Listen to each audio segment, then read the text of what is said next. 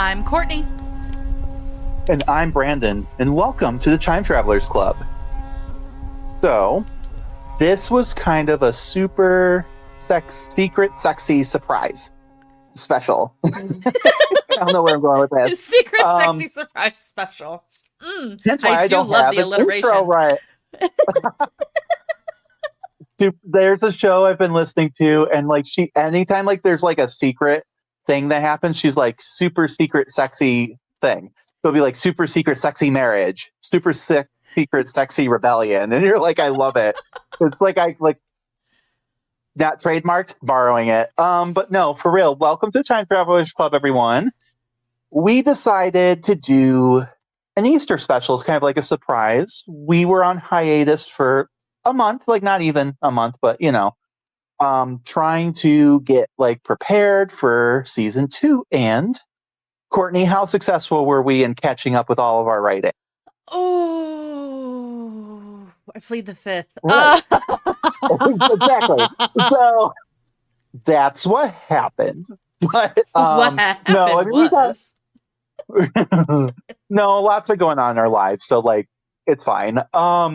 It's just, you know, sometimes we just needed the break, and that's fine. But I mean, we got some stuff written down. We're excited tomorrow for you guys if you're hearing this, because this is going to drop the day before our first episode for season 2 drops, because it falls on Easter Sunday, and we drop our first episode of the season Monday. So if you're hearing this tomorrow, you guys would be hearing season 2, episode 1. So like we got that done. Like, so we've got some stuff done, but some of the other stuff's still work in progress, but we're going to get there. We're doing the thing. We are, in fact, and this is kind doing of the thing. And this is kind of like my idea for an apology for that. Even though I don't owe anyone any apologies. It's like, all right, so since we procrastinated, more work. So our self-punishment is so high right now. Yeah. No. But I like doing these holiday ones. And like, so here in the States, Easter, yes, it's a Christian holiday in theory. In the States, it's kind of more of just a seasonal holiday. I mean, for a lot of people, it is a very religious holiday. But like, there's a lot of people who aren't like super Christian or super secret sexy Christian. I don't know why I say it like that. Who still kind of partake in like the sentimentality of the season, like the idea of spring and the hearkening of spring and the end of winter, right? Mm-hmm. Some like, you know, some equinox energy without it really being an equinox thing. Correct. But yeah, so like I thought, you know, it's still fine. It's fun. So why don't we still kind of do something? And you guys seem to like the holiday episodes according to the view rates. So I'm like, why not? And so I didn't want to get into the weeds of like because again, there's a religious connotation. So I'm like, what can we do that's Easter related, but not super serious? And I was like, Faberge Eggs. I don't know where it came from, but that's how I got there. And we love you for it. So today we are going to talk about Faberge eggs. So, Courtney, what is a Faberge egg?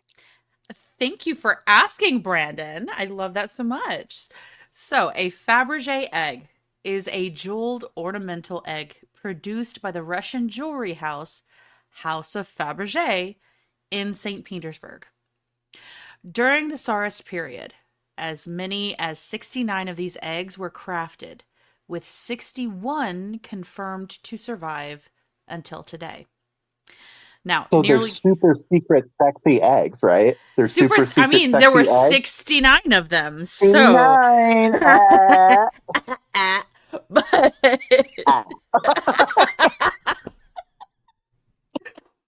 so super secret sexy eggs. But we have way too much fun. Hold on. So nearly all of the original first edition pieces were created under the direction of Peter Carl Faberge between 1885 and 1917. Now, the most renowned among them are the 50 imperial Easter eggs commissioned for the Russian royal family, 10 for Tsar Alexander III, and 40 for the last Tsar, Nicholas II. So that's a lot. That is a lot. That is a lot. So of those, 44 are known to remain in complete or partial form, while the whereabouts of the others remain uncertain. Potentially in billionaire collections. Who knows? It's potentially in billionaire collections, but we have to remember, and we're going to get into it. There's a messy time period that comes up with our last Tsar, and Very so very easily it's also been sold or melted down. correct. So, Faberge eggs are among the most coveted objects in the decorative arts markets. Okay. In 2025, for instance, the Faberge winter egg sold at auction for 30.2 million American dollars. That's crazy. Like, we're about to get into it, okay? But like, this is some of like the context of these eggs, right? Like, it's just an object. Some would even argue a gaudy object. I find them beautifully gaudy, but like, it's like, think of what that money could have done. And this is just like some guy who had 30.2 million laying around to just buy an egg. Yep. Meanwhile, people in this time were like, remember last year the price hike of eggs, where people struggled just to have eggs to eat. And he's buying one decorated egg for $30.2 million. Insane. So, yeah. So, what are the origins, you may ask? Thank you for asking. It all starts with the Faberge family, whose origins can be traced back to the 17th century France under the name Fabre, which is really funny because like you think the name Faberge is the French part, and yet it's like, no, it wasn't French enough, so that's why they changed it. That's my headcanon. I love your headcanons. We're going to actually find out why, but like, the Fabres lived at a village in La Butte in Picardy region of northern France. However, they fled the country during or shortly after 1685 because of the religious persecution following the revocation of the Edict of Nantes. So that is a story for another day. Mm-hmm. The long story of the short of it is that Protestants were super secret, sexy Protestants, right? Because the Catholics in the area did not like Protestants. The same thing was going on in England in reverse. Okay. Mm-hmm. Then they were trying to kind of come out of hiding, right? There was a marriage between the Protestant Prince of Navarre and the Princess of France, but like all this stuff was going on, right? And it's like this idea of unification until, surprise, we end up the origin for the word massacre in that moment. Yay. Because there was this massacre. Yeah. And then in 1685, this is Louis the Sun King now. That was his like ancestor, right? Who had, said, hey, maybe we shouldn't be killing freedom of religion. You could be a Protestant. It's okay. Mm-hmm. Louis was like, no. No. And so we revoked it. So then now all these people who had just been openly worshiping for most of their lives were now all of a sudden a problem. Again. So, and this also includes Jews, but the focus was more on the Protestants. The Jews were already kind of like, they didn't, but like in theory, it was like people, there was supposed to be this religious tolerance, and that should in theory include Jewish people, but like, um, but Yeah. like now it was Huguenots, which were the Protestants of France. There were 250,000 of them that like with this like overnight became refugees, right? Because it's like you need to get the fuck out or die or Yeah. convert. So the Faberges were among this community at the time, right? The Favres. And so the family decided to move eastward through Europe. And it is supposedly here that the name progressively changed from Favre to Favre to Fabry to Fabrier to Faberge and then Faberge without an accent. So like Faberge, not Faberge, whatever. At Schwitt on Oder, northeast of Berlin, because we are just having fun with all the names today. In the second half of the 18th century, a Jean Favre, subsequently Favre, is known to have been employed as a tobacco planter. So they got their hands in tobacco, apparently. And then by 1800, an artisan named Pierre Fabre, later Peter Fabrier, had settled in Parnu, in the Baltic province of Livonia, now Estonia. Then there was a Gustave Fabrier who was born there in 1814. And then by 1825, the family's name had evolved to the current Faberge. So, in the 1830s, Gustave Faberge moved to St. Petersburg to train as a goldsmith under Andre Ferdinand Spiegel, who specialized in making gold boxes. Later, he continued his training with the celebrated firm of Keibel, goldsmiths and jewelers, to the emperor. In 1841, upon completing his apprenticeship, Gustave Faberge earned the title of Master Goldsmith. Later that year, Gustave married Charlotte Jungstedt. I'm not German, and this is, I believe, at least German adjacent, so I apologize. And the daughter of Karl Jungstedt was an artist of Danish origin. I guess Danish, so German adjacent. In 1846, the couple then had a son, and the main character of our story, Peter Carl Faberge, popularly known as Carl Faberge. So Carl was his name. Carl, you can't do You that. can't hand Carl. You can't hands, Carl. Oh my god. Carl. Yeah, good people Carl, don't that do that, kills Carl. people, Carl.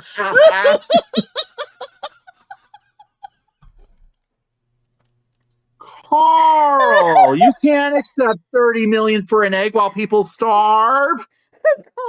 That kills Carl. people.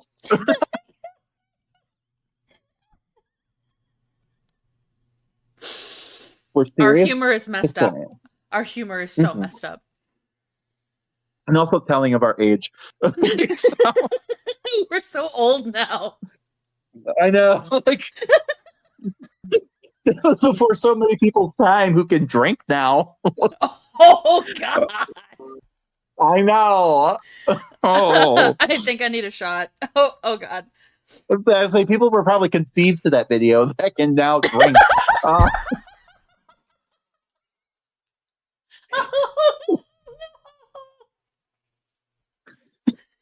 So, we're serious historians.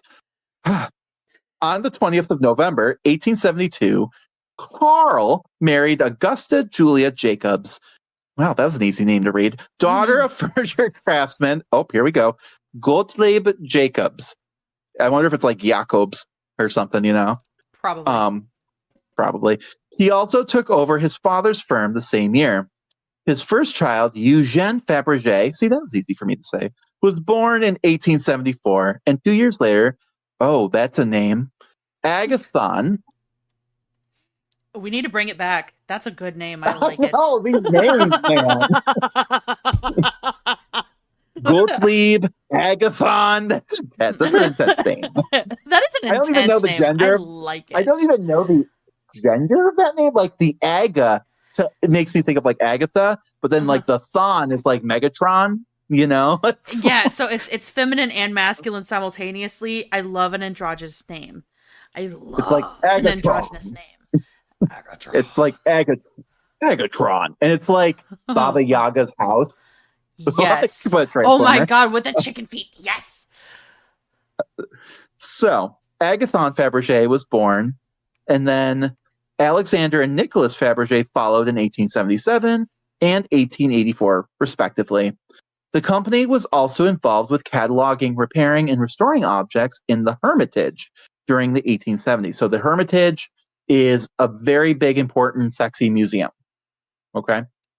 Love a Very, very sexy famous. museum.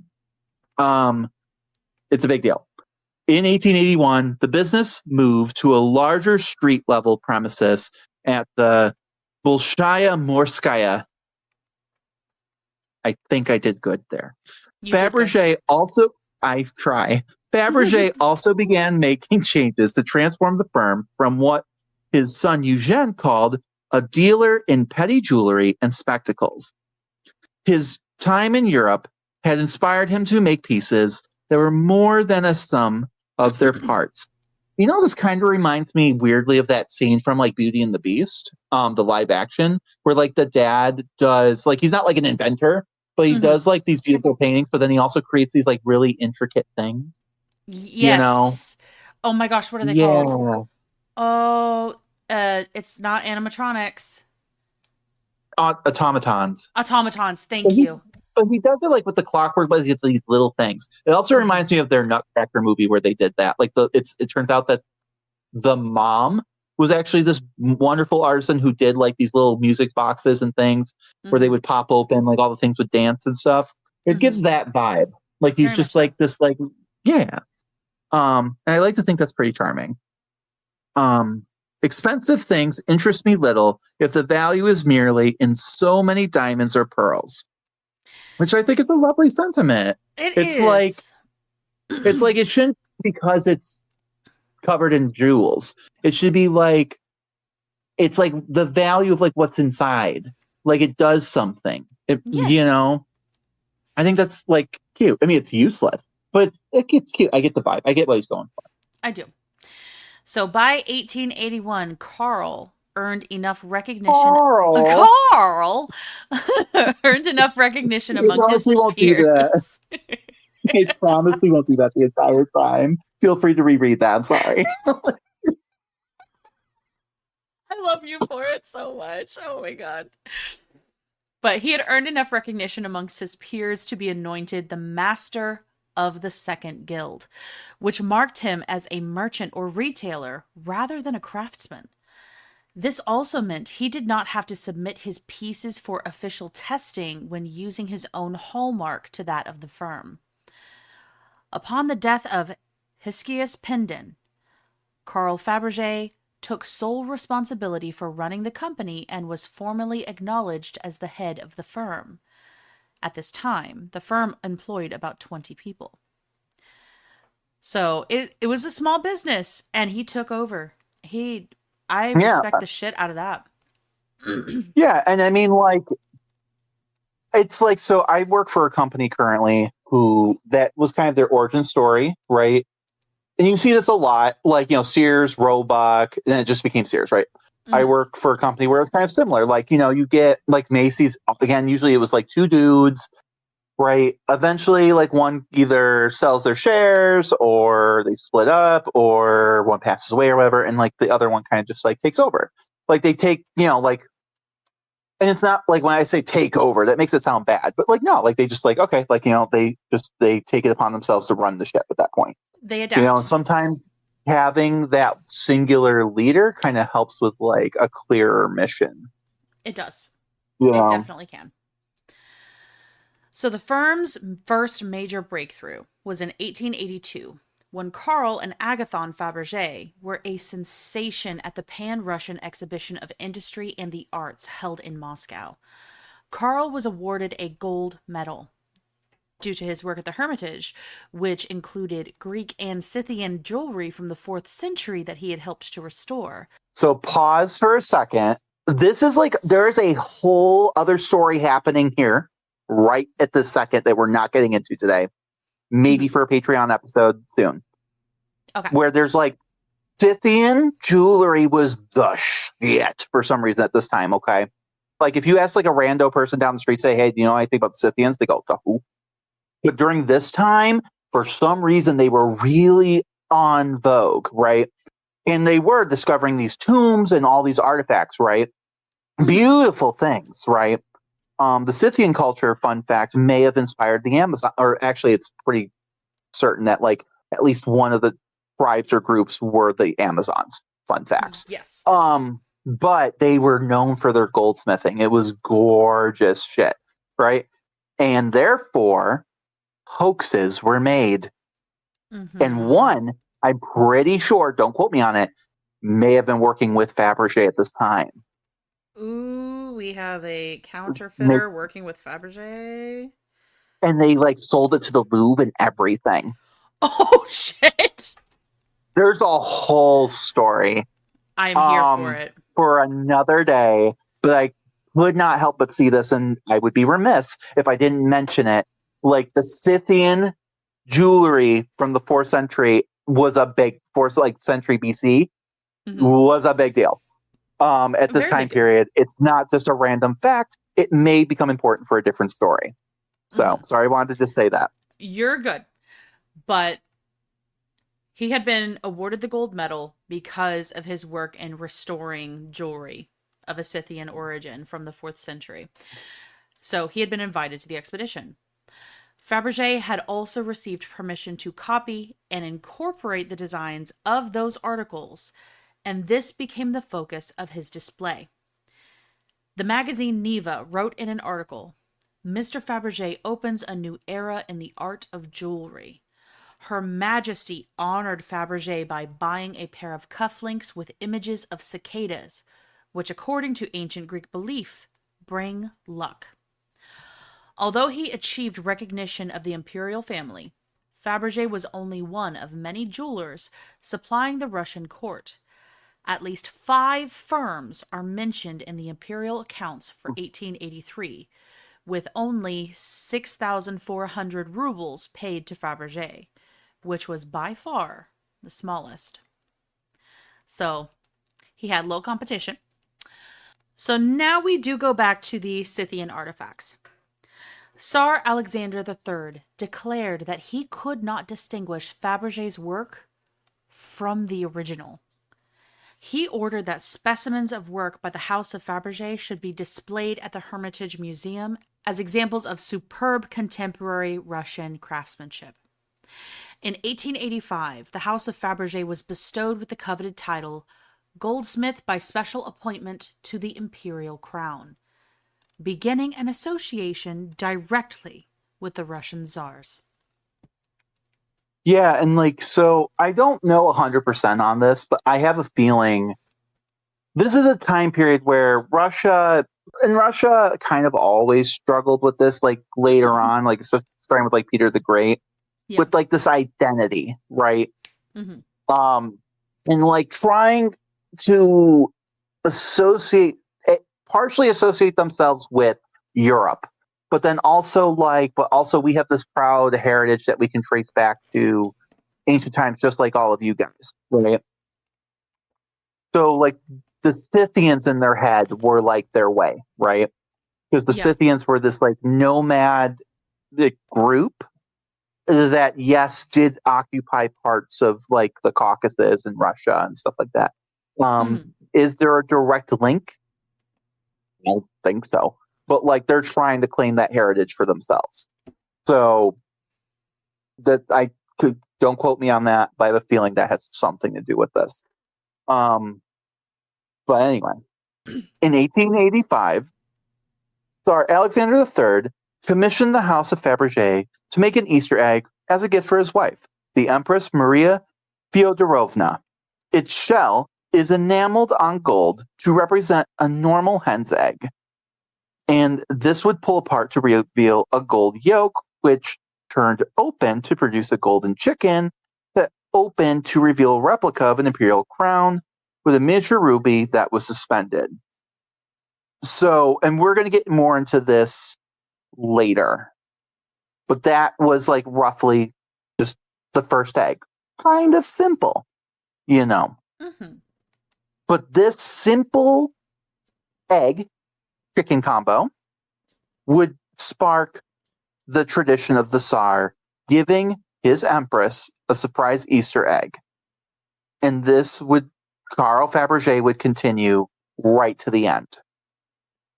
So, from 1887, it appears that Carl Faberge was given complete freedom in designing the imperial eggs, which became increasingly elaborate. According to the Faberge family tradition, not even the Tsar knew what egg form they would take. The only stipulation was that each one should contain a surprise. The House of Faberge completed 50 imperial eggs, as we said earlier, total. Mm-hmm. 50 imperial eggs for Tsar Alexander III to present to the Empress, and Nicholas present to his mother and his wife. So, like, it's pretty much these two ladies who are getting most of them, right? Mm-hmm. Of these, we know 43 to have survived. He had been doing this for a while. These like jeweled Easter eggs, though, right? Mm-hmm. So, for like example, in 1883, before his coronation, Alexander III and Maria were given eggs, one of which contained a silver dagger and 2 skulls, which is pretty metal. That's wild. Yeah, that's not. I gotta say, maybe that's why they changed artisans. But like, the egg came with messages, including "Christ is risen." Okay, because it's Easter, fine. And "You may crush us, but we nihilists shall rise again." That's terrifying. That seems like there's a story for another day there. Indeed. Anyway, before Easter of 1885 as well, his brother, the Grand Duke Vladimir Alexander. Oh boy, here we go. Alexandrovich. Suggested that Peter Carl Faberge create a jeweled egg. This type of egg is believed to have been inspired by an ivory hen egg that had been made for the Danish royal family in the 18th century. So this is, again, referring to the hen egg that he made for Maria, last name hard to say. 6 weeks later, the emperor made Faberge the supplier to the imperial court, following which the egg designs became more elaborate, as we said before. So once Faberge had approved the initial designs, the work was carried out by a team of craftsmen, among them being Mikhail Perkin, Henrik Wigstrom, and Eric August Kohlen. Names not as hard to say. Correct. Beginning in 1887, the emperor apparently gave Carl Faberge complete freedom with regard to egg designs, which then became more and more elaborate. So, as we said, according to Faberge family tradition, not even the emperor knew what form they would take. The only stipulation was that each one should be unique and each should contain a surprise. Alexander III collaborated with Faberge on some of the designs to some extent. Upon the death... That makes sense. It's like, yeah. as an artist, right? Because I'm one of those too. I have so many things. Oh, like that was one of my big problems sometimes, though. But like, yes, like even when you are commissioned, right? Like just like go nuts. They never really mean go nuts, right? It's like you got to have. What is your vision? We look at right, and it's like some of the eggs. I have a feeling like yes, you probably had some sort of direction. For example, like the coronation egg feels like you have to keep it on theme, right? Yes. Like, hey, I want something to do with my coronation. That's where I'll go with it. Or And that like, makes sense. hey, this year's a really important birthday for my only son. Could we do something that revolves around that? Like, that's not saying like what specifically to do, like, but like, That's um, giving a theme. That's right, giving a you starting point. know, right. I got you. So, upon the death of Alexander III in 1894, his son, the next emperor, Nicholas II, followed this tradition and expanded it by requesting that there be 2 eggs each year, one for his mother, who was eventually given a total of 30 such eggs, and one for his wife, Alexandra, who received another 20. These series of Now that Easter, makes sense. yeah, So now it makes sense though. Remember earlier when we are like, holy shit, like, Nicholas did a lot of eggs. That's why, he was because like ordering he's kind of 2. doing double. Yeah. Yeah. He was taking care of mom. He was carrying on the Hmm. tradition for dad, and that's kind of sweet when you think about it. Yeah. Yeah. Only so sweet though, because people are Only so starving. much. Only so much. Correct. So, these series of Easter gift eggs are today distinguished from the other jeweled eggs Fabergé ended up producing by their designation as Imperial Easter eggs. The tradition continued until the October Revolution, when the entire Romanov dynasty was executed, and the eggs and many other treasures were confiscated by the interim government. The final 2 eggs were never delivered, nor were they paid for. So, although today the House of Fabergé is famed for the imperial Easter eggs, it made many more objects ranging from silver tableware to fine jewelry, which were also of exceptional quality and beauty. And until its departure from Russia during the Revolution, Fabergé's company became the largest jewelry business in the country. The St. Petersburg branch was made up of several workshops with the responsibility of overseeing each item from its design through all the manufacturing stages. The Moscow branch was run as a commercial center. Other branches were also established in Odessa, London, and Kiev. A total of about 500 people worked for the firm. That's impressive. We're expanding from Yeah. 20 people to over 500. And you know what this kind of reminds me of? I don't know. Have you heard of Mackenzie Childs? Yes, I have. So Mackenzie Childs, for listeners who don't know, they're really famous for. It's very whimsical. It gives like Alice in Wonderland vibes, but like the checkerboard print and like all this furniture and decorative stuff and silverware and ceramics and all sorts of stuff, right? But Mhm, like it's like very like niche, like this specific style, right? mhm. And it's actually right nearby where I lived growing up.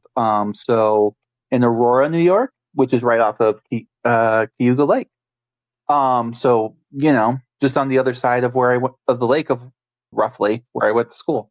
So, yeah, but like their stuff's also just crazy expensive. Probably not to Fabergé levels, but like it's like yeah, it's giving that energy of Mhm, like yes, they do the egg, but they also do X, Y, and Z. Like mhm. all the silverware, all this like stuff when you have like fancy pants stuff for people when they come over.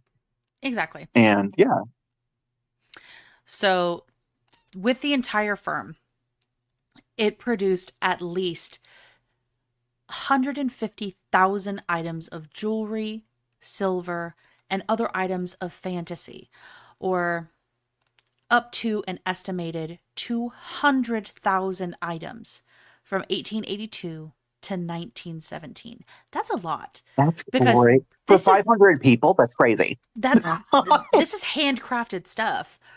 This is I like know. going I'm into burnt a out. jeweler. This is going into a jeweler and you want something that only exists in your mind, and they are taking it from your imagination to the physical thing being Yeah. in your hand. That's Well, and that's insane. just the custom. That's just the custom stuff. That's not Mm-hmm. including the people who go in and go, "Oh, I'm just they. I don't even know what I'm looking for, but I know when I come in here, there's always something really unique." So they're just Mm-hmm. making shit too, you know. And I'm just Mm-hmm. burnt out because 500 people divided by 200,000 handcrafted items. That's insane. That's so much. That's so fucking It's so much. nuts. And wow, Mm-hmm. good for them. So Fabergé's work represented Russia at the 1900 World's Fair in Paris. As Carl Fabergé was a member of the jury, the House of Fabergé exhibited hors concours without competing. Nevertheless, the house was awarded a gold medal, and the city's jewelers recognized Fabergé as a maître. Additionally, France recognized Carl Fabergé within one of the most prestigious of French awards, appointing him a Knight of the Legion of Honor. Now, two of Carl's sons and his head workmaster were also honored. Commercially, the exposition was a great success, and the firm acquired a great many orders and clients. Because they needed more of them. Those poor 500 people. Those poor They're fuckers. like they didn't even compete and they won a medal. Like, oh no, like we didn't even know. Please stop. I thought we were not competing. They're like, think again. Get back get back in there. Get back to Oh, work. so the imperial eggs, of course, enjoyed great fame, though, right? Like, because we don't remember them for their forts. We That's remember them for their eggs. that is a fair statement. We don't remember them for their forts. You know, I just have a hard time imagining that Fabergé spoon is going to go for 30 million. I But mean, it would be hilarious if it was an egg spoon. yes, love that. Um, so Fabergé was commissioned to make similar eggs for a few private clients as well. So not just the royals, right? This included the Duchess of Marlborough, the Rothschild family, and the Yusufovs. He also commissioned to make 12 eggs for the industrialist Alexander Kelch, though only 7 appear to have been completed. Another noble patron was the oil baron, as you do, Emmanuel Nobel, nephew of Alfred Nobel. Yes, that Nobel. In Mm-hmm. 1930, remember, the first Nobel Peace Prize was given out to someone who made dynamite. Correct. In 1913, he commissioned an ice egg from Fabergé, though. That sounds right, though, because, like, you know, Nobel, Scandinavia, I mean, I guess, you Yeah, know, I could see it it. makes sense. Yeah. And it's not ice, it's diamond. Anyway, so the House of Fabergé was nationalized, though, by the Bolsheviks in 1918. In early October, Karl Fabergé left Petrograd, aka St. Petersburg, formerly known as St. Petersburg, soon to be Leningrad, right? And then I believe Stalingrad. I think Stalingrad so. might be another city. Any point, it's no longer St. Petersburg for a little while. R.I.P. St. Petersburg. Um, and you know, Fabergé got the fuck out of there. On the last diplomatic train for Riga. He had escaped Russia in September of 1918 in disguise, because we love this disguise moment here, We're as a super secret courier, spies. Super secret, super sexy secret, spies. sexy spies, under disguise as a courier for the British legation. It just, God, you know, like, wild times. But sadly, it's like I'm so glad we don't have to do that kind of stuff today. Ooh, I don't know. Mm. So, but of course, the revolution didn't just stop there. There was also the revolution in Latvia. And that started in the middle of the following month. And Karl again fled for his life, this time to Germany. First to Oh. Bad Omburg and then to Wiesbaden. The Bolsheviks imprisoned. Meanwhile, he decides, girl, He left without his this kids. he was in the sweatshop. They This were like, fucker what? right here. He just bounced. Oh my god! You're adults now. Oh, Save yourselves. I'm sure there was more to it, but like, wow! I just, I'm just curious how he got out of there. You would think he would be more iconic, right? Like Mm-hmm. he's the face of the company, but oh well. Um, but poor old Agathon and Alex, they've been caught. So which apparently Agathon's a boy. Fun facts. We figured that out now. Ta-da! Initially, ta-da! Initially, Agathon, coolest name ever, was released to value the treasures seized from the imperial family, aristocrats, and wealthy merchants, and Faberge, among other jewelers. So they're like, cool, we're going to let you out if you just tell us what everything is worth. Hmm. But JK, he was imprisoned again when the Bolsheviks found it challenging to sell the treasures at Agathon's valuations. Which I love this. They're pissed that it's too.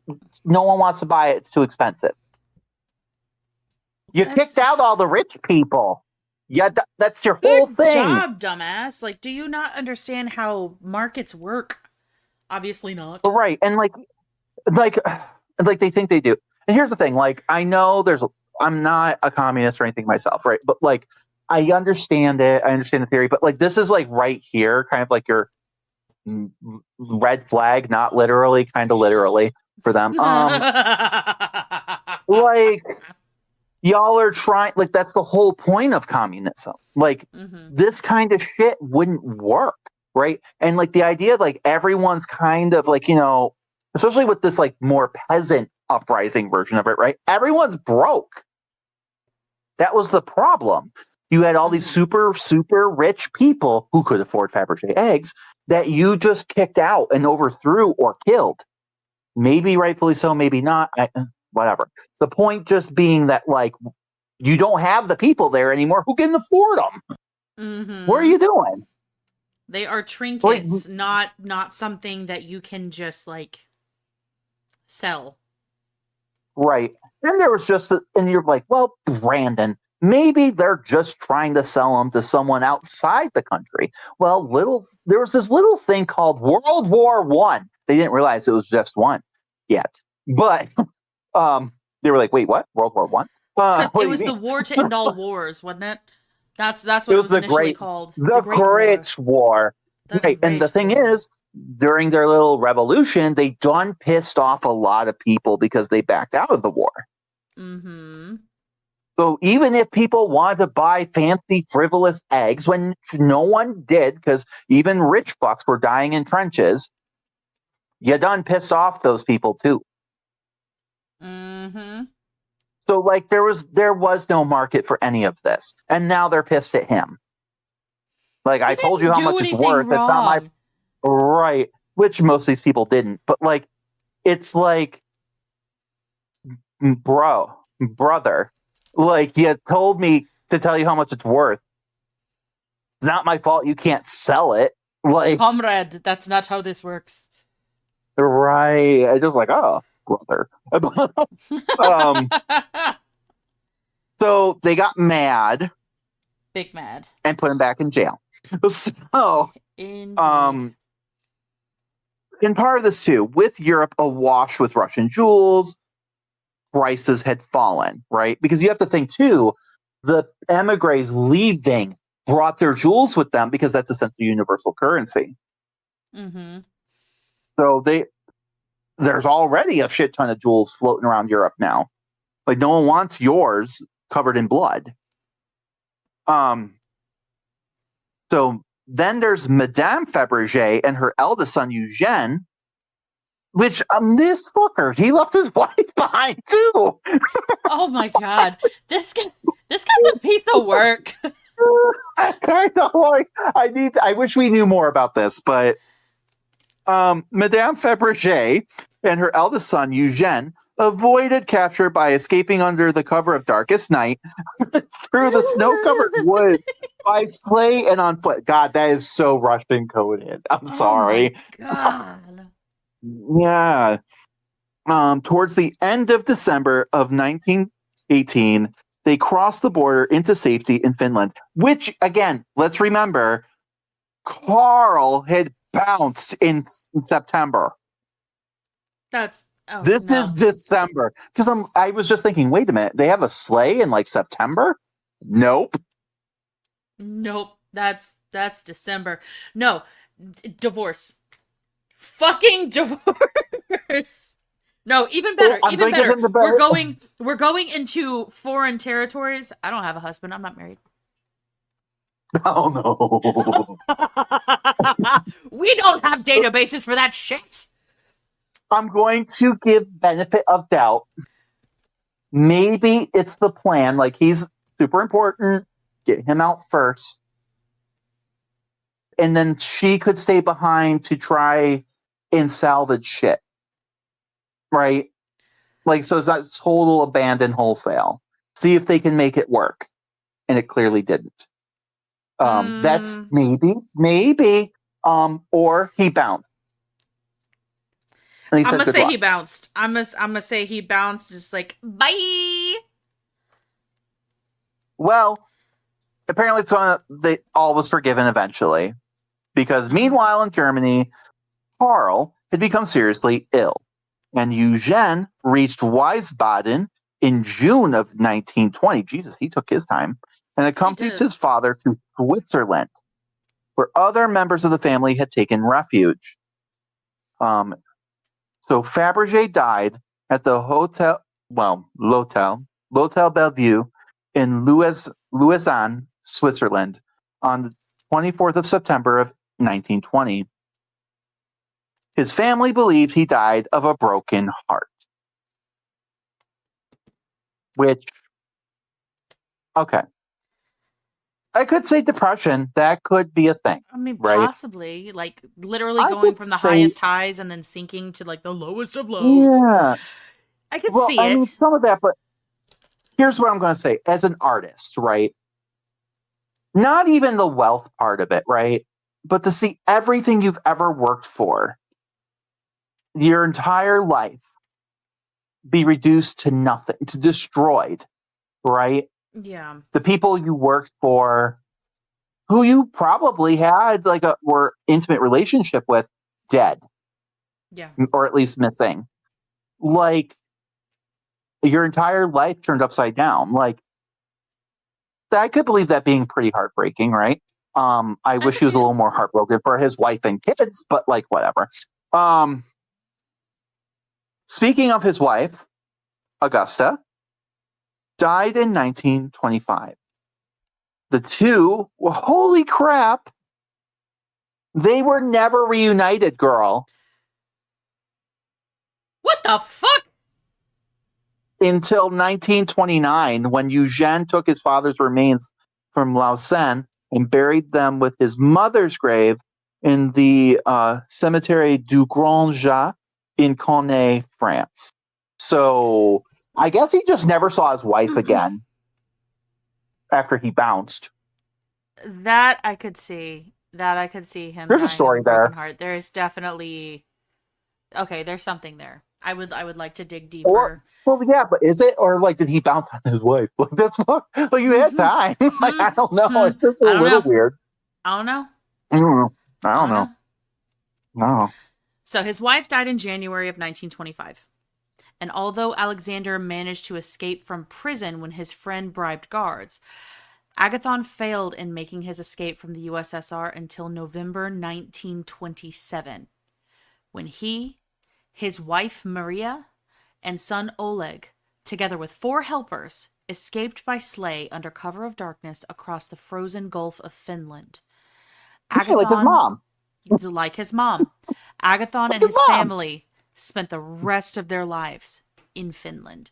So Probably for the best. I like Agathon because he did not leave his wife or his baby behind. Correct. Like we bring the child and we We bring bring the lady. the baby, like we We go bring the together. spawn all together I as a could family unit. the thing is I could understand if it was like the other way around. Like, hey, mom and baby got out of Dodge. When dad escapes prison, he meets up with them. Okay, fine. I Valid. could see it. Fine. That's fine. No one's gonna be an asshole here on this podcast to a mom trying to make sure her kid's safe. Mm-hmm. It's the other way around that bothers me. It's just like, goddamn. It does. It definitely does. Like I'm Carl has got the side eye right here. I I don't know, am appraising Carl. him. Carl, I don't know. Much Carl? like he appraised jewelry. I don't know. Hmm. Hmm. In 1924, Alexander and Eugène opened Faberge Eggs in Paris, where they had a modest success making the types of items that their father retailed years before. To distinguish their pieces from those made in Russia before the revolution, they used the trademark Faberge Paris, whereas the Russian company's trademark was just Faberge. They also sold jewelry and had a sideline in repairing and restoring items made by the original house of Faberge. I mean, that makes sense. I feel like that's smart on their part, foresight, Mm-hmm. because it's like, okay, they could have just kept saying Fabergé, but you're actually adding value, not necessarily to the Fabergé Paris stuff, but to the original Fabergé stuff by doing this, right? Because then Correct. people, when they get their hands on a Fabergé, they go, oh, this isn't a Fabergé Paris. This is the OG Fabergé, Mm-hmm. So then it's like they can sell that shit for more money. But it also helps distinguish their artwork from their father's. So if their artwork did take off better, Mm-hmm. it Fair. allowed that. So it works both ways. It works both ways. So now we are after said revolution, right? Mm-hmm. During business ventures in communist Russia during the 1920s, American oil tycoon Armand Hammer acquired many objects made by the original House of Fabergé, including Fabergé eggs.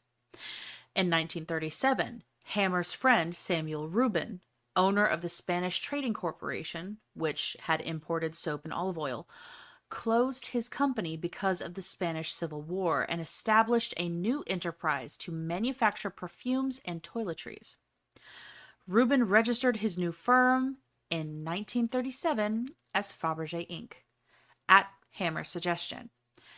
In Huh. 1943, Rubin registered the Fabergé trademark for perfume in the United States. Uh-huh, shady lady. That's Very shady shady lady. lady. That's fucked up. That is taking the history of somebody else that literally you have nothing to do with. That's fucked. Mm-hmm. So That's in America. that's welcome, America. well, Hmm. welcome to America. In 1945, the Fabergé family discovered that their name was being used to sell perfumes without their consent. A lengthy exchange between lawyers on both sides of the Atlantic ensued. In 1946, Rubin registered the Fabergé trademark for jewelry in the United States. This fucker right here. Honestly, I'm not surprised. It's fucking No, America. I'm not surprised, but It's it doesn't do anything to lessen the infuriation. I'm disgusted by this man. I just know Americans, and I have a feeling like they're like, you've got the Fabergés like we are outraged, and Ruben's like, oh, well, let's go ask your dad. Oh wait, he's dead.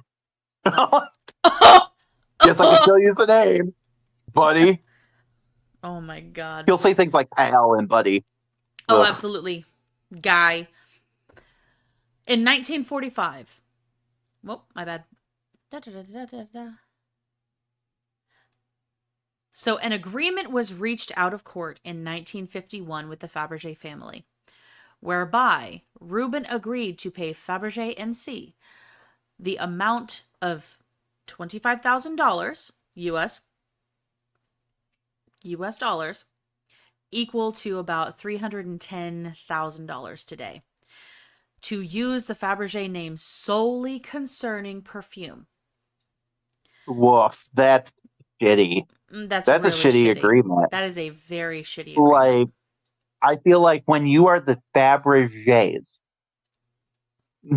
like fucking jewelers to the Russian Empire, and all you get is essentially a lump sum of today 300K. You No, can't even get a house with that. no, Like what the hell? that's fucked up. Yeah. So, in 1964, Reuben, this sneaky little fucker, sold Of course he did.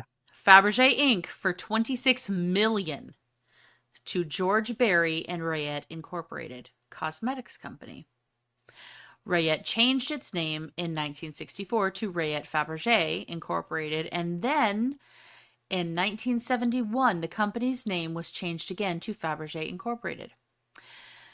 In 1978, Michael J. Stryker filed for the patent rights for Fabergé jewelry in New York on behalf of Fabergé NC in Paris, but this attempt to license the jewelry brand failed. That's so messed up, that whole situation. Like you're telling me It's fucked. like 13 years later, after you paid the actual family, like a little over 300K, you sold that company for 26 million of their money. Yep. It was like 25K that time, 36 million that time. That's absurd. I would have been so mad. Mm-hmm. Like, oh my God. Here's the thing. I'm petty. I would make it my life's mission to make your life hell. Just God. Ugh, such an American thing to do, though. Unfortunately, From yes. from 1964 to 1984, under the direction of Barry, many well-known and successful products were launched by this Fabergé Incorporated. Brut became the best-selling cologne in the world at that time and remains available worldwide today.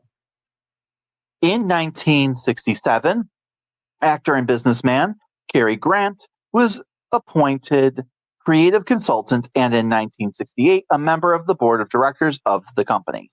Actor Roger Moore became a board member in 1970.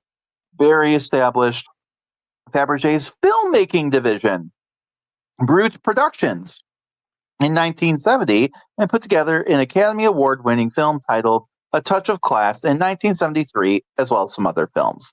So apparently we're getting into film now, too. Just Love that for us. mhm. Barry launched the Bebe fragrance in 1976, which I feel like I've definitely seen and heard of that before. Mm-hmm. Which is in its first year became Fabergé's largest selling women's fragrance worldwide. Actress and model Margot Hemingway received an $1 million contract to promote the perfume Bebe by Fabergé in an advertising campaign. Bebe received 2 awards from Fragrance Foundation for its launch. Most successful introduction of a women's fragrance in popular distribution. That's a very wordy award. Mm-hmm. And best advertising campaign for a women's fragrance. By 1984, the company had expanded its personal care products. The company also bought other firms and products, including Delons and Breast Care, a breast cancer screening device. Here we go. Oh, God. God, we're profiting off of this, aren't we? Of course. Of course. In that same year, Israeli financier Meshulam Riklis, I don't know, privately owned Riklis Family Corporation acquired Fabergé for $670 million. And the original Fabergés still got that sweet, sweet 25K. Mm. Many Fabergé products, including the original breast device, Delons, were discontinued. The company launched McGregor by Fabergé Cologne the same year. New product lines were introduced, including women's, men's, and children's apparel under the trademarks Billy the Kid, Scoreboard, and Wonder Knit. God, Fabergé's rolling in his grave. You know, like Oh, it's all of the bad. it just gets weird, sleazy. You know, I don't Yeah. know. There's something weird about it. Mm-hmm. In 1886, Mark Goldston was named president of Fabergé and was principally responsible for targeting and acquiring Elizabeth Arden Company from Eli Lilly and Company for $725 million in 1986, turning Fabergé into a $1.2 billion firm. I hate capitalism. Okay. And again, let's just remember 1986. Mm-hmm. When did we say? So 1951. And so, like, 40, like not even 40 years, Mm-hmm. 35 years, like they are now worth 1.2 billion after taking the name, just Just hijacking it. stealing the name and running with it. Right. Just, So in uh, 1989, an American subsidiary of Unilever bought Fabergé Incorporated, along with Elizabeth Arden, for 1.55 billion US dollars. The company was renamed Elida Fabergé. The deal now placed Unilever at equal first place with L'Oreal in the World Cosmetics League, up from fourth place. Unilever registered the Fabergé name as a trademark across a wide range of merchandise internationally. It granted licenses to third parties to make and sell a range of products, ranging from custom jewelry to spectacles, under the Fabergé name. How? oh my God. That Mm-hmm. they were only allowed to do the perfume, Courtney. I know, I know. That was the agreement. Only perfume. But it also continued to sell Fabergé branded perfumes and toiletries. Now, in pop culture, the name Fabergé became synonymous with the ultimate in luxury when the Forbes family Fabergé collection was widely publicized in the mid 1980s. I mean, in 89, the German jewelry manufacturer Victor Mayer was given the exclusive licensing rights to produce heirloom quality Fabergé eggs, jewelry, and watches in 18 karat gold and platinum with gemstones, vitreous enamel, and diamonds. In collaboration with Fabergé expert Geza von Habsburg, new designs for eggs and jewelry were marketed worldwide. The first contemporary Fabergé jewelry and egg collection was presented to the alleged heir to the Russian crown, Grand Duke Vladimir Kirillovich of Russia, in Munich, Germany in 1991. The license with the Victor Mayer Company ended in 2009 for jewelry and in 2012 for watches. From 1989 to 2001, Unilever granted further licenses for Fabergé products to Limoges, and the Franklin Mint for perfumes, dolls, and other items. All licensed products of the time have 10 identical trademarks or stamps. A Russian eagle with the words below: Fabergé, Paris, London, New York. That that fucks me up because Fabergé Yeah, I Paris thought, does not belong to them. no, at least I don't think so. Like, did they buy them out at this point? I don't know. It makes me angry. Hmm. But Lever Fabergé was formed in the UK early in 2001 through the merger of two long-established Unilever companies, Lever Brothers and Elida Fabergé. The new Okay. company, Lever Fabergé, owned hundreds of cosmetics, household and other brands, including Dove, Impulse, Shore, Lynx, Organics. There's a lot. Okay. This meant that the Lever Fabergé name appeared on a range of household products, from bleach to toiletries. I just want to put this in perspective, okay? In 100 years, we went from being jewelers, and but I feel like jewelry and like silverware and stuff are like adjacent, right? And like the Fabergé eggs, right? Mm-hmm. To now selling bleach and toiletries, as well as those things. Like Mm-hmm. just wild. Like Fabergé from his grave is like, oh, my product is a bar of soap being used to wash some guy's butt cheeks. Good to know. Like, just wow. Mm-hmm. And like, from what I'm gathering, his family, no access to any of that. Gross. Yeah. So, in a complicated series of events and personal professional vendettas between the Russian oligarch and Fabergé egg collector, which we will talk about a little bit later, I guess as we're talking about now, Victor Vexelberg and his business partner, Brian Gilbertson, the former CEO of Vexelberg's Siberian Urals Aluminum Company, or Sol. Sol? Sual. Weird way to say it. Sual. I hope we leave that in there.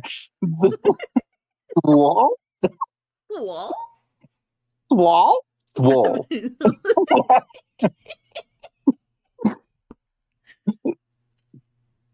The Fabergé brand changed hands several times. Gilbertson, who received a controversial package worth up to $38 million when he resigned from BHP Billiton in 2003 after just 6 months as CEO, and Vexelberg had discussed starting an investment business together after Gilbertson was appointed CEO of Swole. They set up an initial investment joint venture, a complex Cayman Island structure to be funded by Renova Group and managed by Gilbertson. God, how far away have we gotten at this point from the plot? Everything. We have gotten Jesus. away from everything. We Everything went that the from like, Fabergé eggs was yeah, destroyed by these fuckers. yeah, it's just like we went from like artisans and artistry and stuff, and like these 500 guys who were fucking stuck building like 200,000 different jewelry pieces to like where it mattered, like it was the artistry, to just pure capitalism hellscape at this point. Like Mm-hmm. it's like we will sell you the right to write this name on shit. Well, Welcome to America. so there's this complex Cayman Island structure to be funded by Renova Group and managed by Gilbertson. However, the plan went awry in 2006. I don't know. As the joint venture negotiated to buy Fabergé's brand name from Unilever. Vixelberg, a collector of Fabergé Imperial eggs, who currently owns 9 of the jewel-encrusted creations, having acquired the Forbes family collection in 2004 for a reported $100 million, Good God. insisted that one of his companies, as opposed to the joint venture, get title to the brand. However, the benefits of reviving the brand would stay within the joint venture fund. In 2004, Vexelberg had purchased the most extensive Fabergé collection in existence from the Forbes family for £50 million, shortly before it was sold at auction, leaving him with the most extensive Fabergé jewelry collection, but not with the Fabergé brand name. So then we move on to Fabergé Limited.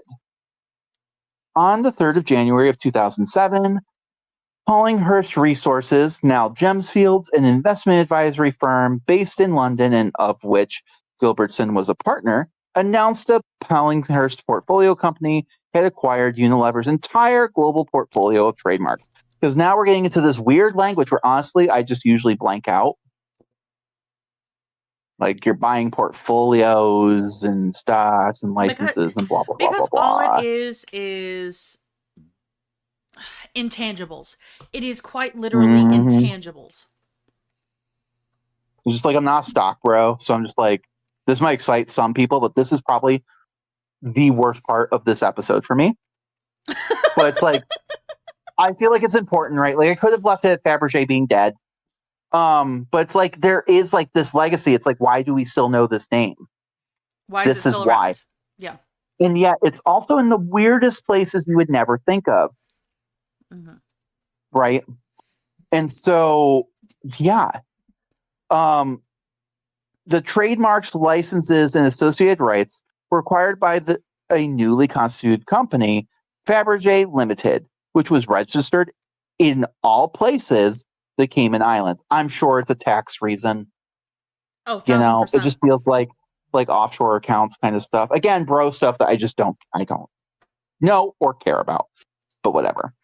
In October 2007, it was announced that the company intended to restore Fabergé to its position as the leading purveyor of enduring and endearing personal possessions. Okay, sure. Sorry, it's just like I'm jaded AF. Oh, well, you kind of have to be with the behavior of everybody thus far. Because Yeah, it's my like ass. it'll be done in a sweatshop in a factory somewhere with no soul. If they can get AI on it, they will. Furthermore, it's Unfortunately, you are very correct. Furthermore, it announced the reunification of the Fabergé brand and the Fabergé family. Holy crap! So they never did see that answers our question from earlier. It does. That's fucked. Well, hey, they're finally gonna let the family back in on it. Honestly, I want to know why. Like, what was the benefit there? I wonder if one of these guys married to one of them. I don't know. And it's just like, honey, my family name. Mm-hmm. So they announced they're going to reunify with the Fabergé family, with Tatiana Fabergé and Sarah Fabergé, both great granddaughters of Carl, becoming the founding members of the Fabergé Heritage Council, a division of Fabergé Limited, which was to offer counsel to the new company. In September of 2009, Fabergé Limited launched its first collection of jewelry. In December that year, it opened a boutique in Geneva. So it does maybe come off as like maybe they're going back to their roots a little bit, Mm-hmm. you know? At least this section of the company is, right? By March of 2007, only one of the licenses initially granted by Unilever remained in existence. And then on the 6th of July 2011, the company launched 2 collections of egg pendants, including a dozen egg pendants. These were the first pieces to be made by Fabergé since the family was reunited in 1917. So that's pretty intense. It's been That 100 years is. since they've made these. That's it. Yeah, that is an intense thing. It's like kind of a cool moment. I won't lie. It is. It's like maybe we are going to end this on a decent note. I doubt it, but we'll see. We'll try. We'll try, guys. In November 2011, Fabergé's items were being sold in fine jewelry room at Harrods in London, Knightsbridge. And later in the month, Fabergé opened a boutique in Grafton Street in the heart of London's Mayfair area. By May of 2012, Fabergé opened another boutique on New York's Madison Avenue. In 2012, Gilbertson and a related trust on the one hand, Renova Group, Vexelberg and Vladimir Kutnestov, met in a court in the Cayman Islands over the original acquisition of the Fabergé brand name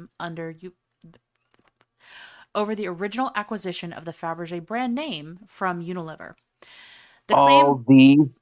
these fuckers. I knew it. They weren't working with them. The Fabergés were just trying to get their goddamn name back. And they're like, well, actually, you Fabergés can't be using your own name. Okay. Yep. I'll be quiet now. Yep. The claim by Vexelberg to obtain damages from Gilbertson, he did not claim ownership of the trademark, was dismissed in court. The judge called the lawsuit a personal fight between Gilbertson and Vexelberg. In January 2013, Faberge Limited was sold to the gem mining company Gemfields for 142 million new shares in Gemfields PLC, with a value of $90 million at completion of the transaction.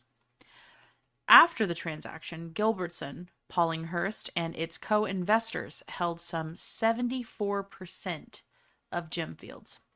These fuckers. Yeah. Mm-hmm. Damn it. They got their fucking hands on it again. Damn it. They did.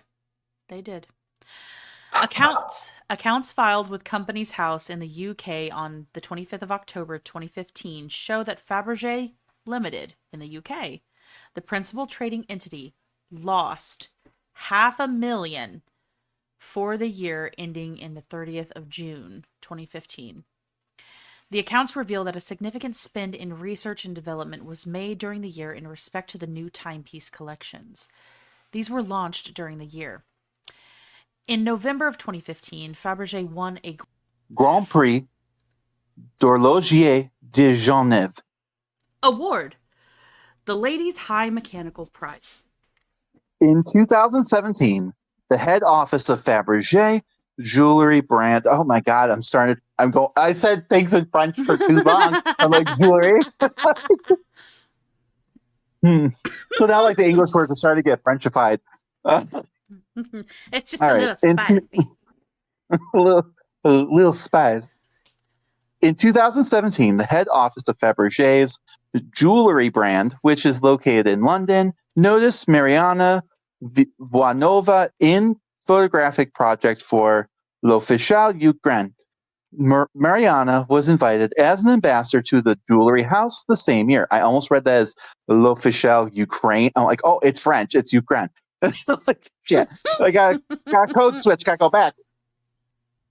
On the 3rd of October 2017, the jewelry house Faberge unveiled both the male and female ranges in its advertising campaign. In 2020, Faberge created the Emerald Isle collection in collaboration with the Craft Irish Whiskey Company, a collection of jewelry and other items. Marcus Moore of Victor Mayer created the Faberge egg for that collection. The value of the collection is estimated to be about $2 million. And then finally wrapping all this up, in 2025, the tech entrepreneur Sergey Mosnov, which of course it's a tech, god damn it. I don't know, it's giving Elon Musk, purchased the rights to the Faberge brand. I know. Purchased the rights from the Faberge brand from Gemfields to a deal worth $50 million. So my only thought is maybe this guy, because he sounds, Sergey's pretty fucking Russian. Like, maybe we're going to buy back some of this heritage. Maybe. I'm only hoping. My fingers are crossed. It's still not the Faberge family, it sounds like, but... Oh, potentially not. Because, distance, time. We don't know if it's, a son of a daughter. Last names change. Right. And, yeah. But now we're done with that. The long story of it is the Faberge family were a family of artisans, right? They worked for the imperial family. Then the revolution happened. Carl got the fuck out of town, forgot his family, forgot to meet up with them. He died of a broken heart, apparently, not realizing his family was still alive. Like, he's like, it's like, it gives that like meme where, like, it's been, where it's that like old lady saying she missed. Yeah. It's like, I'm right here. Stop telling everyone I'm dead. When I'm dead. It's giving that. Like, Augusta's like, I'm still here, bitch. You forgot. You got you done right here. And then everyone forgot Agathon. And he's like, what the fuck? I'm like, poor Agathon. Like, Agathon is my new hero. I like Agathon. So We need to like start issuing like awards during the season, like for like the poor people who like don't. It's just like the like best like unsupported actor. Like, God. No, we'll start doing that in the recap. Mhm. So so then Carl kicks the bucket, and then it's just pure capitalistic hellscape until modern times. Still ongoing today. Yay! So we are transitioning now from that to more fun stuff for the last part of this. So we're going to start talking about it's more art history related at this point. And we're Yes. Courtney, tell us about some of these famous eggs. So the first hen egg, or jeweled hen egg, is an imperial Fabergé egg. It became the first in a series of more than 50, made under the supervision of Peter Carl Fabergé for the Russian imperial family. It was delivered to Tsar Alexander III and given to his wife, Maria Fyodorovna, in 1885. The Tsarina enjoyed the egg so much that Alexander III quickly placed a standing order with Fabergé to create a new egg for his wife every Easter thereafter, requiring only that each egg be unique and that it contain some kind of surprise within it. This particular egg is now a part of the permanent collection of the Fabergé Museum in St. Petersburg, Russia. While Fabergé was the owner of his workshop, and while all of the eggs produced there are considered Fabergé eggs, Fabergé himself is not known to have ever participated in the actual construction of any of them, even the first. The crafting of Yeah, the that's kind first. of cool. It is. That's kind of wild. Yeah. You would have thought at least the first one, Something. before it was a big shot. Yeah. Go Oh. figure. Hmm. So the crafting of the first imperial egg is instead attributed to Eric Cullen of Fabergé's workshop. It is made of gold, completely coated with opaque white enamel to look like a real egg. A thin band of gold where the two halves of the shell are joined is visible around the middle of the egg. The two halves of the outer shell fit together in a bayonet-style fitting which opens when twisted to reveal the egg's surprise. A round yolk of gold with a matte finish. This yolk itself opens to reveal a vari-colored gold hen set with ruby eyes. The hen is hinged on the tail feathers, which allows it to also open up to reveal still two further surprises: a gold and diamond replica of the imperial crown and a tiny ruby pendant that was suspended within it on a chain, unfortunately both of which now are lost. In the 19th century, Russian Orthodox Christians held Easter as the most important day of the year. Following a strict fast throughout all of Great Lent, Easter was a day of celebration of Christ's resurrection. To celebrate this holiday, Tsar Alexander III's brother, the Grand Duke Vladimir Alexandrovich, ordered Peter Fabergé to create an Easter surprise for the Tsarina. Correspondence between the Tsar and his brother dated to March 21st of 1885 indicates the Grand Duke relayed the Tsar's desires and instructions for the gift to Fabergé rather than the Tsar himself supervising the crafting of the egg. Amid terrorist attempts on the imperial family's lives, the Tsar wanted to give his wife something that would take her mind off of the worries for Easter of 1885. So hold up. I love that detail so much right now. Mm-hmm. Like, because these terrorist attacks, they're brutal, okay? Like, these are direct assassination attempts, typically using like pipe bombs tossed under their carriage, if I remember correctly. Like, imagine that, right? Imagine that you're with, your life partner, whatever, husband, whatever. You're going down the street, Courtney, okay? Mm-hmm. And someone tries to bomb the fuck out of your car and kill you and your family. And multiple attempts of this. And you're stressed the fuck out. This is before Xanax, okay, or anything. No, we've got And harder to make drugs it going up on to right now. you, and your husband goes, "You know what'll help her? An egg." I mean, I guess she liked them, but I mean, I guess That is people. that is I a don't know if very that will get straight much. man thing to say. I I just, I just. I mean, Yeah, tell there's me like I'm that. wrong. Tell me I'm There's like wrong. this show like where someone's like they got the same thing every year for this like his wife's birthday, and then it turns out that like she never liked them or whatever. He's like, I thought you liked them, and she's like, you thought I liked them. Like I just yeah, you made it a tradition. Like I never told you I like these. Oh my It's just god. like this is the vibe it's getting. It's It like is very much so. and so then it makes me think of like when her son later gets her these eggs. He's just every time brought back to when she almost died.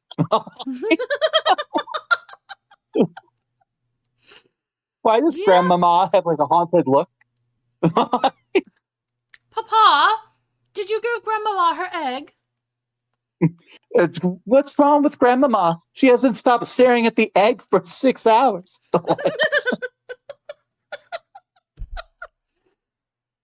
When Fabergé created this egg, he was inspired by one the Tsarina knew from her childhood as a princess of Denmark's royal court. The egg, still in the Danish royal collection, is made of ivory instead of gold, has a ring instead of a pendant inside, and dates to the 18th century. Fabergé undoubtedly chose the design because the Tsarina would have recognized the design from her youth. And you know, like she says someone I do know a bit about her. Her story is pretty fascinating, but now it makes sense. Like I guess I didn't think too hard about. It. I'm like, oh, okay, so he saw this egg thing. They do Easter eggs here at the Russian royal court, and he just, oh, I remember seeing this egg, in Mm-hmm. Denmark. But no, I forgot. She's a Danish princess, and her dad was like nouveau royal, like new Mm-hmm. royal. So like that's a whole thing in of itself. And she, I guess, really she had a good like loving family, which is Mm-hmm. unusual for the time period. So that okay, that makes sense, and that could be a comfort piece. Now it's Potentially. like, Reminding her of yeah, kind her, of, her good childhood. yeah, and how shitty this place is now that she lives in. But Oh, oh dear. oh, oh. So the design delighted both the Tsar and Tsarina so much that Alexander III ordered one for the next Easter and granted Fabergé permission to bear the title supplier to the imperial court with the right to bear the state coat of arms in his shop's sign. Woo, That's big. fancy. Very Yeah. fancy. So the Tsarina was apparently so impressed and delighted by this Easter gift from her husband. The egg was kept in the Anichov Palace until the 1917 revolutions. At that time, the revolutionaries then seized the first hen egg, along with most of the other imperial eggs, and sent it to the Armory Palace in the Kremlin. A London dealer named either Derek or Frederick Barry purchased the egg from the Russian officials around 1920, presumably after Agathor or Agathon was Imprisoned. again. Again. Again. So, and this was done probably in either Berlin or Paris. Christie's of London then sold the egg as Lot 55 of the Barry collection. I wonder if related to Madame, like, Barry of fame. Mm-hmm. That would be interesting. Like, do Barry? Mm-hmm. Wonder if there's a connection there. Maybe. I mean, she also likes sparkly things. So this was sold for £85 or $430, which is kind of insane. After the month, I was like, am I reading this right? Not 85 million. It's 85. 85 85. pounds. But also, Oh, that's time period. Time period. well, just interesting to me. To Mr. Alfred Susan Taylor in 1934. Taylor was made Lord Grantchester in 1955, and the egg formed part of the Grantchester estate when both Lord and Lady Taylor died within the month of one another in 17. They went back in time to die in 1976. Oh, Lord. But that's also like, now that's a story there too. Like, that seems sad. Like, what's about that? Like, they died within a month of each other. That's a both romantic and sad way to go. Indeed. Lavielle Roussy of New York acquired the egg from the estate and sold it together with the resurrection egg in Forbes magazine collection in 1978 to Victor Vekselberg, the one who spent lots and lots of money on this. He purchased the first egg along with those 8 other imperial eggs from Forbes together with that entire Faberge egg collection that we mentioned before. Vekselberg then returned the eggs to Russia, where they are now on display in the Faberge Museum in St. Petersburg. So that's something. So now everyone can see it. Mm-hmm. Yeah. But it's also a tax write-off and Oh, something yeah. to, yeah. Well, that would be America. We don't know how Russia works. And this was Soviet Union. Yeah, it's still I interesting. don't know. I'm going to It's look at like, any I of them know. with skepticism. I know there's always imperialism or something involved, but Indeed. it's like, also, how did he get his money? Who knows? So the next egg we're going to talk about is called the hen with the sapphire pendant egg, or egg with hen in basket. So this was, again, another Imperial Fabergé egg, one in a series of 52 jeweled eggs, blah, blah, blah, blah, blah. We've said this before. It was created in 1886 for Alexander III of Russia, who presented it to his wife, again, Empress Maria Fyodorovna, because I can't say it right and she's my enemy. It is one of 6 imperial eggs. French is Courtney's enemy. Russian apparently is mine. Fyodorovna. See, and I'm just like, parlez-vous français? Yeah, I'll take the Slavic. You can take the French. How about that? Wait, d'accord. All right, so it's one of the 6 imperial eggs that are currently lost. So this is what's going to make this one different, because it gone. Mm-hmm. And with that being said, the exact design of this egg is not known, as there are no known photographs or illustrations of the egg. And the written descriptions of the egg sometimes conflict with one another. The present is described as, quote, a hen of gold and rose diamonds taking a sapphire egg out of a nest. In the Imperial Archive, dated from February 15th, 1886, or April 24th, 1886, because they had a weird calendar thing going on around then. The sapphire egg was loosely held, apparently, in the hen's beak. The hen and the basket were both made of gold, studded with hundreds of rose-cut diamonds. The archive of the Russian Provisional Government describes the hen as being silver, though, on a stand of gold, though this description is probably an error, since the orders from the 1886 Tsar egg specifically stated the present was to be made of gold. The surprise was not documented. Of course it wasn't. Mm-hmm. So it will be a surprise forever. We'll never know. And it's, of course, unlikely to be discovered, as the egg is just gonzos. The sapphire pendant egg was sent to Tsar Alexander III on April 5th of 1886 from the Fabergé workshop, and the egg was presented to the Tsar Rina Fedorovna, God damn it, Fedorovna. Maria, that lady, on April 13th of the same year. The egg was housed in the palace as well until the revolution, like the rest of them.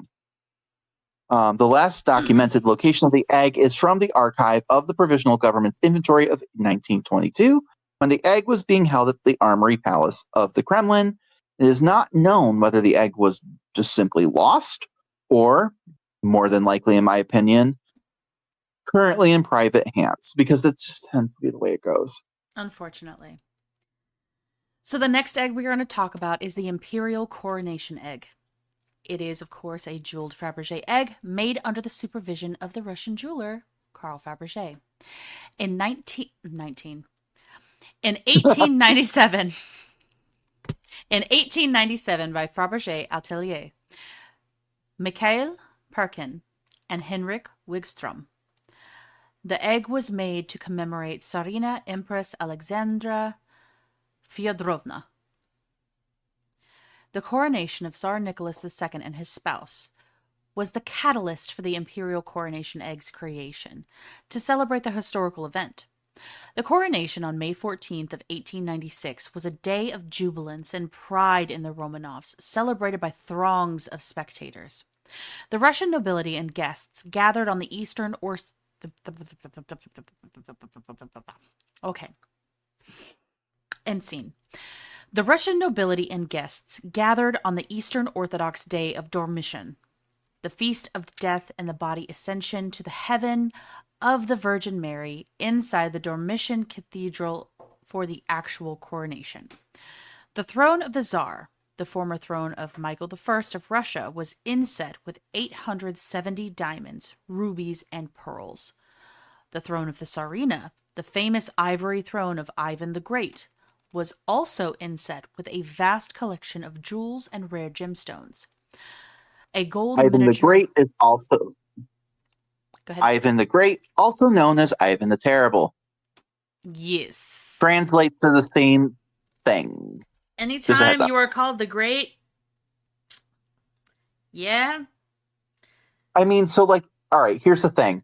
The word that I guess from I understand that they use for Ivan, it's like technically translates to like the awesome in the actual term it originally meant, right? Like awesome.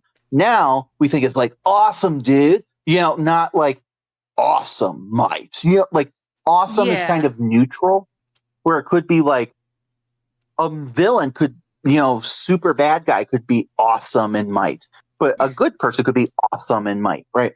So like, yes, it's more of Ivan, fame versus infamy. yeah, and like Ivan the Terrible, known for beating the shit out of his kid to death on accident. But like, but like, but Dad also unified Russia. So like, questionable. could be both. Questionable. Versus like when we think of like in like when we're translating into like the West, right? Mm-hmm. It's like Ivan the Terrible, which terrible could also be good, weirdly enough. Anyway, it's like Ivan the Terrible versus like Peter the Great and Catherine the Great, right? Mm-hmm. Which arguably both also did atrocities. But like and bad stuff. So, yes, they did. But it's like it's a different connotation. So typically in the West, we don't call Ivan the Great. We call him the Terrible. So if you're like, who's this Ivan the Great guy? It's the same as the Ivan the Terrible guy. Same dude. All right. Same dead kid. I mean, to be fair, Peter the Great also killed his kid. So like, family tradition. Oh, God. Right. So the gold miniature coach, which is removable from the interior of the coronation egg, is a replica of Catherine the Great's gold coach from 1793, used to transport the last Romanov rulers from ceremony to ceremony on the coronation week. Another artifact used in the coronation from the reign of Catherine was the imperial crown of Russia, a diamond crown made by Jérémie Pozier in 1762. The egg was first given to Tsarina Alexandra of Imperial Russia on Easter of 1897. The egg was displayed in the Empress's apartment at the Winter Palace in St. Petersburg, resting in a jeweled carriage.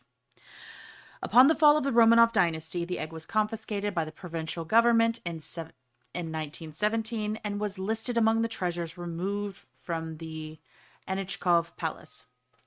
It was then dispatched to the Kremlin and finally transferred to the Sovnarkom in 1922 for sale. The egg was then purchased in 1927 by Emanuel Snowman for Wartski, a family-owned firm of art and antique dealers in London. The egg was then sold to the collector Charles Parsons in 1934 and was acquired by Wartski again in 1945 and remained with the company until early 1979.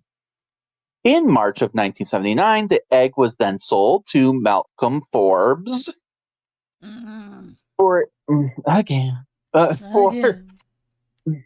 um for a nice cool US 2.16 million, along with the Lilies of the Valley for Forbes. God, Lilies of the Valley Faberge egg.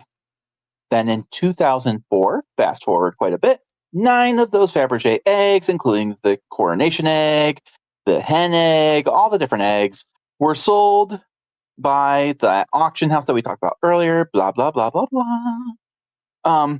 Sotheby's announced that more than 180 Fabergé art pieces, including 9 of those Fabergé eggs, had been withdrawn from the auction and privately sold to that Vexelberg guy. And so, as we described earlier, that was that Russian-Israeli businessman and Russian oligarch. And he, the official selling price of the coronation egg to Vexelberg was never publicly disclosed by Sotheby's, fueling much speculation until in 2013, BBC4 documentary, Vexelberg revealed he had spent just over 100 million purchasing those 9 eggs, Insane. which are, which are now in the museum. Mm-hmm. So then we are on to the next egg, the Uspensky Cathedral egg, or the Moscow Kremlin egg, is a jeweled Easter egg made under the supervision of Russian jeweler Peter Karl Fabergé in 1906 for Tsar Nicholas II of Russia. I will say this egg is so crazy, you almost don't even recognize it's an egg. Yes. I It's did not kind of recognize it was crazy. an egg the first time you showed it to me. I said, what? Yeah. If you're just like looking past it, like like, and you were just kind of speeding through, you would almost miss it. Like, I mean, yeah, like once you're like, oh, it's Fabergé egg, like, oh yeah, there's the egg, but like it's buried in there. Um, Mm-hmm. Beautiful, but yeah, it was of course presented to the Tsarina Alexandra, and it's currently held in the Kremlin Armory Museum in Moscow. And it has one of the few. It was one of the few Imperial Fabergé eggs that was never sold after the Russian Revolution. And I think if you look at it, you'll kind of see why. So, Yeah. we'll yeah, and we'll talk about it in a minute. Um, the Moscow Kremlin egg is by far the largest of the Fabergé eggs, and was inspired by the architecture of Dormishin's Cathedral in Moscow, also known as Uspensky in Moscow. This cathedral was where all the Tsars of Russia were crowned, including Nicholas II himself, as we just said during the last egg. Mm-hmm. The cathedral dome, in white opalescent vitreous enamel, is removable and remarkably crafted in and the remarkably crafted interior of the church can be seen.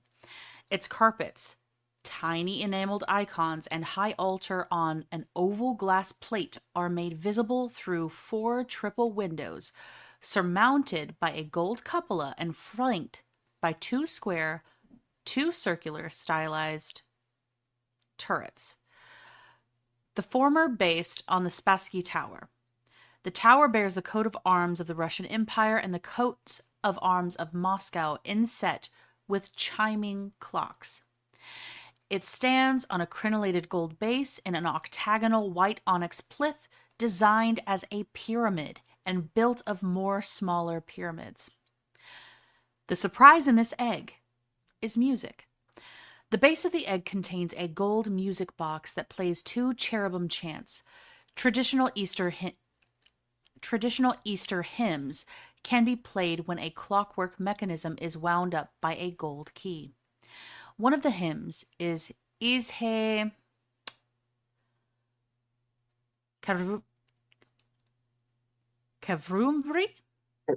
Kevruvimi. Kevruvimi Mhm. is Ishe Kevruvimi. Cherubic Hymn number 7 by D. Porsnyansky, a favorite hymn of Nicholas II. The egg commemorates the return to Moscow of the royal couple, Nicholas II and Alexandra, in 1903. They had tended to avoid the historical capital due to its ill-omened association with a riot during Nicholas's coronation, where hundreds of Muscovites were crushed to death. The I egg mean, it's ill omen? Is it really yeah, an omen when you just done fucked up? Like you're avoiding it because you done fucked up. It, learn mm, crowd control. That is yeah, kind of one of those things. yeah. The egg itself was supposed to be presented in 1904 as engraved at the foot in white enamel on a round gold plate is the date. But the delivery was delayed because of the Russo-Japanese War from 1904 to 1905. This was followed by the assassination in the Kremlin of Nicholas's favorite uncle and brother-in-law, Grand Duke Sergei Alexandrovich. So, and just a fun fact about Uncle Sergey, kind of the reason that whole thing happened in Moscow. Oh, guaranteed. No, for sure. No, it was. He didn't really like or care about peasants. So he didn't guarantee safety. Yikes. So yeah, it was like essentially these coronation things, right? Like this is what this is all a part of, or like it was like wedding gifts, something like that. And the point was that it was they essentially were giving out like free stuff, Mm-hmm. and there wasn't like enough stalls. Oof. So and like the ground's like really muddy and shit, and so essentially a riot, like something happened. People got trampled to death. Yeah. It was real bad news bears. Real bad news bears. Yeah. Um, so yeah. Gotcha. And he was the whole reason behind it because there was a point where someone's like, hey, maybe we should invest in like proper like venue stuff, like proper setup. And he's like, no, How about nah? Yep. it'll be fine. Got you. So instead, the egg was only presented for Easter in 1906. The egg was kept in the maple room in the Alexander Palace. Now, this next one, we are shifting gears because this is the unfinished constellation egg. So it was unfinished for 1917. It was the Easter egg designed under the supervision of, again, Carl Faberge for the last Tsar of Russia, Nicholas II, as the Easter gift to his wife. It was the last imperial Faberge egg to be designed. The egg was due to be completed and delivered to the Tsar on Easter 1917. Before the egg was delivered, however, the February Revolution took place, and Tsar Nicholas was forced to abdicate on the 15th of March. So close. So, So, so close. So according to Franz Beerbaum, Faberge's workshop manager, the egg was conceived as a clock in the form of a celestial globe of dark blue glass, encircled by rotating dial, held above a billowing rock crystal cloud, surmounted by silver cherubs. Now, some of this is they get some of it done, right? So you can see some of this, and unlike that sapphire one, the mhm. drawing for the ultimate design is also available. So we have this like glimpse of what could be, right? Um, so there's going to be these silver cherubs, and the whole thing is supported by a nephrite pedestal. The globe was to be decorated with diamond-studded engravings of the constellation under which Tsarevich Alexei was born. So that is the poor little boy with the hemophilia. Mhm. So The work began on the egg, but then in 1917, that pesky revolution had happened. And, you know, there was no more Tsar. So, and then they were dead. So, And then they were dead. then they were dead. Also, Carl had bounced. He was Leaving his gone. family behind. It was like, bye. I'm gonna die of a broken then, heart. Sure. In 1927, I sound good. In 1925, the egg's last owner, Faberge's second son, Agathon, man, he was able to hold on to that thing the whole time. Because it was That's unfinished, kind of probably. yeah, but like he's in prison too. That's honestly impressive. It is. God, where was he hiding that? It's pretty big. I see your insinuation and I raise you a what the fuck. Agathon, our hero. He laid that egg all the way in Finland. It's about to get worse. Oh no. Because he, quote unquote, delivered several dozen Faberge pieces. So, like he's laying a baker's dozen. Oh god. It's like, God, this guy looks pregnant. It's like full of 12 Faberge eggs. Like, several dozen. So, no, it's terrible. That's not true. There's no, as far as I'm aware of, there was no rectal storage of Faberge eggs. It's the natural pocket. This is why we have an explicit warning.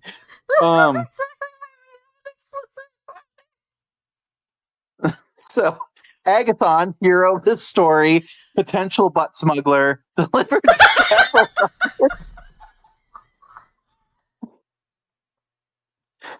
delivered several dozen Faberge pieces to the Academy.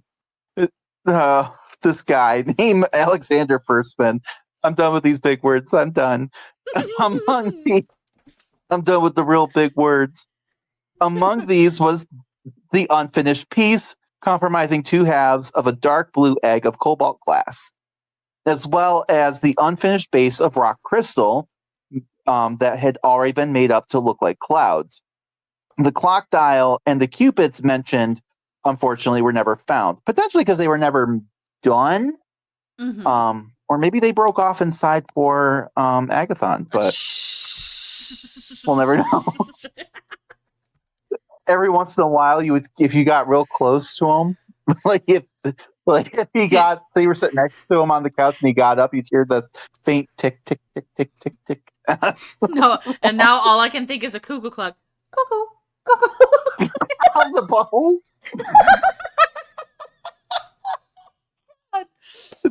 And he became a Faberge egg, and that was the surprise. We're bad people.